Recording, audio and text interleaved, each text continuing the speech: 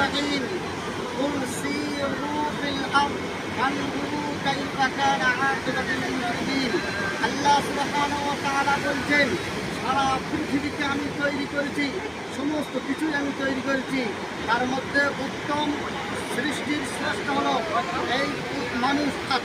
আর সেই মানুষ জাতকে হুকুম করছেন আল্লাহ রাব্বুল আলামিন যে তোমরা সারা পৃথিবীকে ভ্রমণ করো।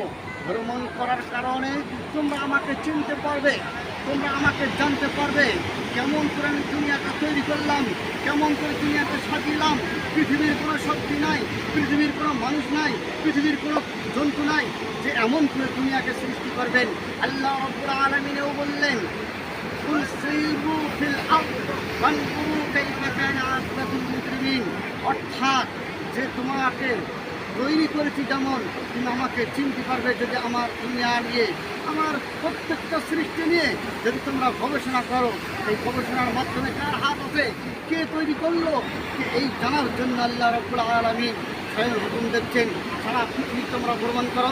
সেই ভ্রমণের উদ্দেশ্যেই আজকে আমরা এই দীঘায় আসলাম। এই দীঘার পানি উত্তাল দেখলাম, দীঘার যে পানি, সমুদ্রের যে পানি ঢেউ ফেলছে, এই ঢেউ পৃথিবীর কোনো শক্তি এমন নাই এমন করে উত্তাল বানাবে, কোনো শক্তি নাই এমন করে বিস্তার লাভ করবে।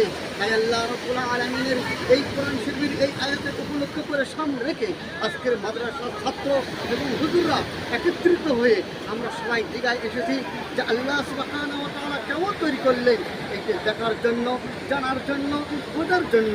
আল্লাহ সুবহানাহু ওয়া তাআলার লাখ লাখ শুকরিয়া যিনি আমাদেরকে এই জায়গায় পৌঁছে দিয়েছেন।